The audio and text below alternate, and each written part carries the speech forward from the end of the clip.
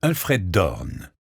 Alfred Dorn, né en 1892 à Billin, au nord-ouest de la Bohême, et décédé en 1975 à Füssen, dans l'Allgäu, se forma à l'école spécialisée de céramique de Teplitz, à l'école supérieure des arts décoratifs de Munich et à l'Académie des beaux-arts de Vienne. Il fut nommé enseignant au début de l'année scolaire 1919-1920, puis professeur de dessin et finalement directeur de l'école spécialisée du verre à Steinschönau. Sous sa direction, l'école se dota d'un corps pédagogique jeune et ambitieux qui comptait non seulement les professeurs artistes Oswald Lippert, Willy Rössler et Otto Pitsch, mais aussi les enseignants spécialisés Emil Kromer, Paul Eiselt, Franz Pisch et Friedrich Glössner, et entre autres les ingénieurs Anton Hübler et Max Tischer, excellents techniciens. Sous la direction de Dorn, l'école mit en place un institut d'examen et de recherche et participa à de nombreuses expositions au niveau national et international. En 1936, le directeur du comité de l'industrie du verre de Bohême du Nord rédigea un compte-rendu sur Alfred Dorn et ses collaborateurs. Le corps enseignant travaille avec un enthousiasme exemplaire et avec succès à mettre ses connaissances, son art et ses capacités à disposition de l'école et donc aussi de l'industrie. À sa tête, le directeur de l'école, le professeur Alfred Dorn, qui a réussi à faire reconnaître par tous l'école spécialisée de Steinschönau et à la hisser à une place de choix parmi les écoles du verre tchécoslovaques grâce à ses performances. Dorn se consacra à la peinture et au graphisme et en tant que membre de la sécession de Prague, du Metznerbund et de l'Oktobergruppe à Reichenberg, il participa à leurs expositions. En qualité d'artiste verrier, il s'intéressa en premier lieu au verre doublé et au cristal taillé. Pendant des années, nous avons effectué de nombreux essais pour équilibrer les coefficients de dilatation des différents verres colorés afin de permettre leur utilisation en une seule pièce. L'impulsion pour ce nouveau travail fut pour nous le célèbre verre doublé tchèque avec ses minces couches.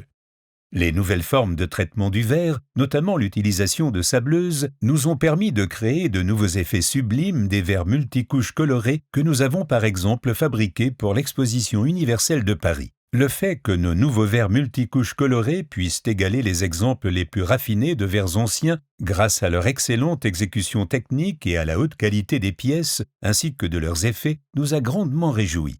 Lorsque nous avons mis en valeur ces nouvelles idées, nous avons entrepris de mettre à profit toutes les qualités et tous les avantages du verre, le charme de ses tons colorés, la quantité de ses réfractions, et de traiter la forme et la couleur afin d'intégrer dans l'œuvre non seulement une marque individuelle, mais aussi son aspect artisanal.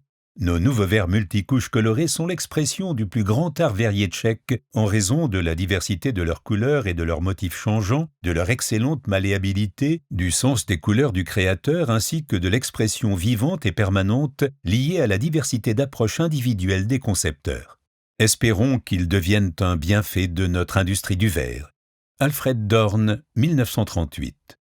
Au début des années 1930, l'équipement technique de l'atelier de taille et de gravure du verre est modernisé. La sableuse brevetée et améliorée de l'ingénieur Max Tischer est mise en service. Ces avantages servent au professeur Drahonovski et à certains de ses élèves de l'école des arts décoratifs de Prague. L'utilisation de la sableuse dans l'art verrier n'est pas neuve. Dans la forme la plus simple, on travaille avec de l'air raréfié pour créer un léger effet mat du verre creux.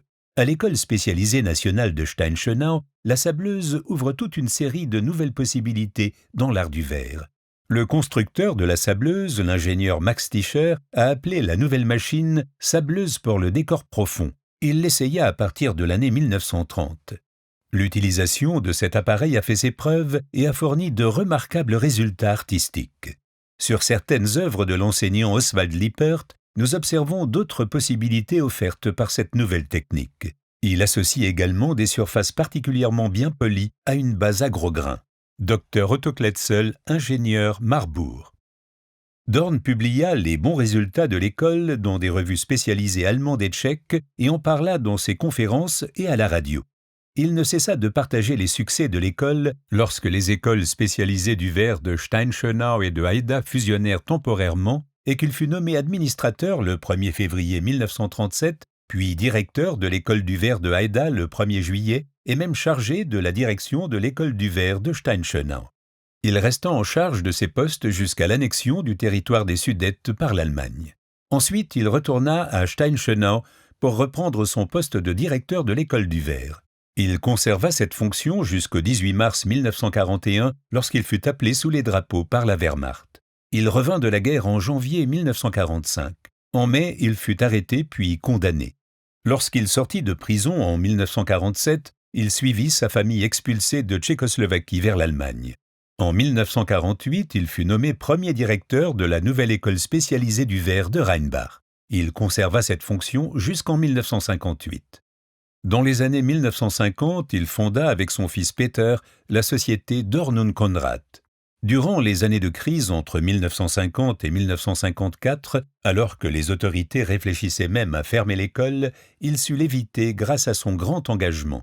Il posa les jalons de la nouvelle construction de l'école spécialisée du verre sur son site actuel.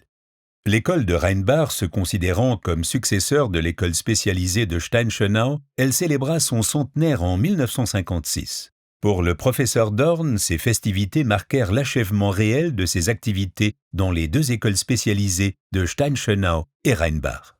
Un échange scolaire existe depuis 1996 entre l'école spécialisée du verre de Steinschönau, entre-temps devenue tchèque, et celle de Rheinbach. Un jumelage entre les deux villes a suivi en 2002.